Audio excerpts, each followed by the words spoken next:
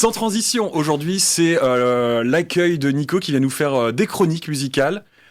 Le moment est à toi. De quoi vas-tu nous parler aujourd'hui ? Eh ben, aujourd'hui, vu qu'on a Kevin avec nous et que on est dans cet univers vidéoludique qui nous plaît tant, et qu'on parle de salle d'arcade, j'avais envie de revenir sur un petit jeu qui a fonctionné, qui s'appelle Street Fighter. Street Fighter, donc série de jeux lancée en 1987, je crois. Alors c'était marrant parce que d'après ce que j'ai compris, moi j'étais trop jeune à l'époque pour avoir vu ça, mais d'après ce que j'ai compris, les premières bornes Street Fighter, au fait, selon la puissance que tu donnais sur le bouton, ça tapait plus ou moins fort. Bon, je crois qu'ils ont vite abandonné le projet parce qu'il y a des mecs qui montaient carrément sur la borne et qui faisaient n'importe quoi avec pour essayer de fumer, voilà. C'est un jeu qui a eu son petit succès, en tout cas assez de succès pour qu'il y ait un deuxième opus qui sorte, et là ça a été un petit peu la révolution pour tout le monde. Je crois que ça a fait les beaux jours des salles d'arcade à ce moment-là, parce que c'est sorti en 91. Et des pirates. Et des pirates. Parce qu'il y a eu plein de jeux piratés de ce Ah bah j'imagine que ça a dû créer des vocations.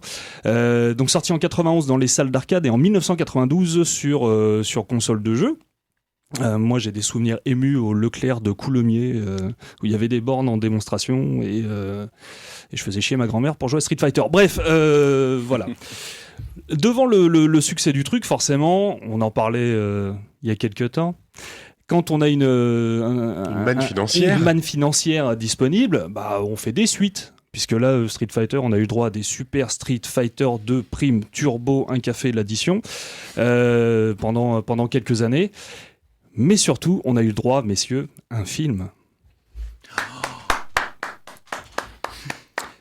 Alors, voilà. Ah. Il manque le bruitage quand même avec tous les gens derrière. J'avais oublié ce truc. Eh oui, il y a eu un film. Alors, il y a eu des films animés, hein, bien évidemment, en 94. Déjà, il y a eu un film animé. Mais non, moi, je vous parle du vrai, celui avec Jean-Claude. Ah oui.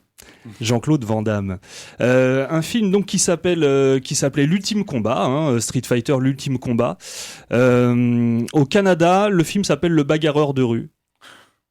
Voilà, je vous laisse avec cette information. C'est une traduction littérale en fait de Street Fighter. C'est ça. Un film donc qui est réalisé par Steven I. de Souza, le mec quand même qui a écrit Die Hard, s'il vous plaît. Okay. Hein, donc.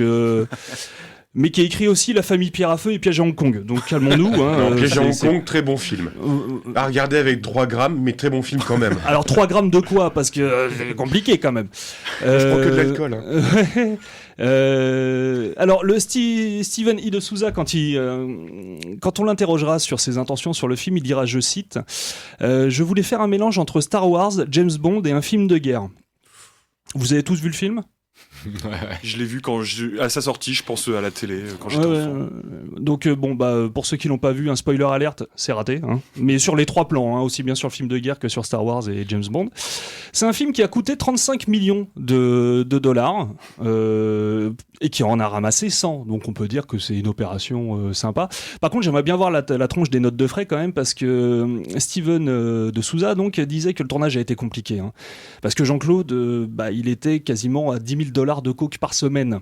Ouf. Donc en termes de notes de frais, ça devait être sympa. Pour ceux qui avaient oublié, il y a Kylie Minogue, la chanteuse Kylie Minogue, qui joue dans Street Fighter, qui joue le rôle de Camille, hein. Voilà. Alors je vais pas rentrer dans le détail de tous les personnages parce que bon, ça vaut pas le coup, et puis c'est long. Voilà. Petit moment triste quand même, c'est le dernier rôle de Raoul Julia, qui jouait d'ailleurs Gomez dans La Famille Adams. Puisqu'il est décédé des suites d'un cancer de l'estomac, je crois. Ce cast de dingue quand même, parce que là... Ça a été son dernier rôle. Alors, au niveau du cast de dingue, on va se calmer, puisqu'après, hein, on a eu que des illustres inconnus qui ont fait carrière, peut-être au supermarché Match de Coulommiers. Donc voilà. Donc tout ça, bon, j'ai l'impression quand même de ressasser des choses qui ont été déjà dites. Il y a eu des vidéos, des machins, des choses. Mais j'aimerais parler d'un truc qui a été oublié sur ce film, c'est sa bande originale. La bande originale, donc, qui est sortie chez Priority Records en 1994. Et certains parmi vous, dans l'assistance, savent que je cultive une certaine accointance avec un certain genre musical, voyez-vous, à savoir le hip-hop. Ah bon? Et la bande originale que je tiens dans mes mains, elle est d'époque, hein, voilà. Il a ramené un CD. J'ai ramené un CD. Voilà, on vous expliquera ce que c'est plus tard. Et cette bande originale, au fait, c'est un casting de malade. Le vrai gros casting, au fait, il est sur cette bande originale. Puisque sur cette bande originale, on a Ice Cube, on a Nas à l'époque qui est tout jeune, qui vient déjà de tout péter avec son premier album Illmatic, et là c'est son premier morceau hors contexte album. Un mec comme Paris que nous on connaît pas, bon nous parce que je sens la blague arriver. Paris, hein, ça s'écrit comme Paris, mais c'est un rappeur de Californie. Calmez-vous. C'est bon.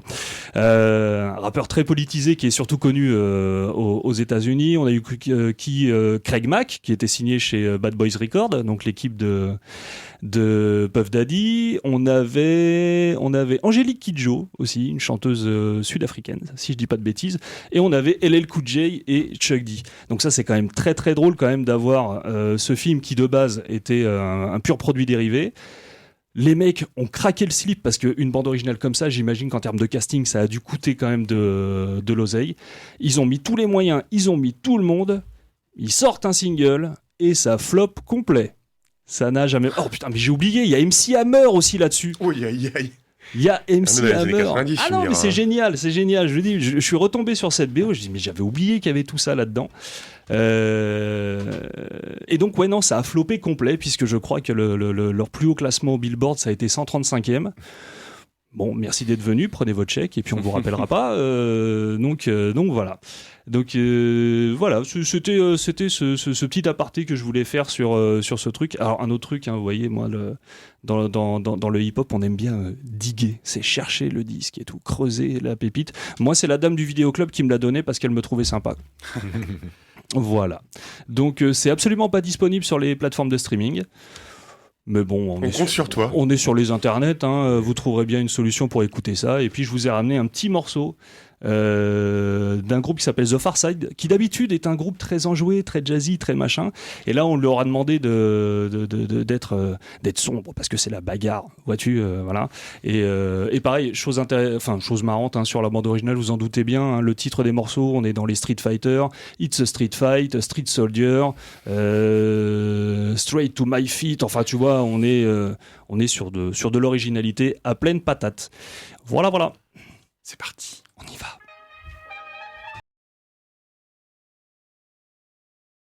Donc Farside Pandemonium, issu de la bande originale de Street Fighter, l'ultime combat. Voilà, j'ai été soft, hein, parce que comme on disait hors antenne, il y a des choses beaucoup plus glitter, miel, machin chose, mais en bon diabétique, je me suis épargné ce genre de choses. Et Le merci. self-burn. Merci pour cette chronique très intéressante. Je t'en prie. Et je pense que quand j'aurai rien d'autre à faire, je regarderai Street Fighter. Ouais. Je dois l'avoir quelque part. Attends, vraiment d'avoir rien d'autre à faire quand même. Mais c'est cool que t'aies parlé aussi de Die Hard. Enfin, moi, tout ça, Ouais, c'est... le meilleur film du monde. Bah, c'est le meilleur film de Noël du monde. Oui, c'est vrai. Ça se passe le 24 décembre, pardon. Et c'est... Yippee-ki, pauvre con, voilà, c'est tout. Tout ce qu'il y a à retenir de ce film, hein.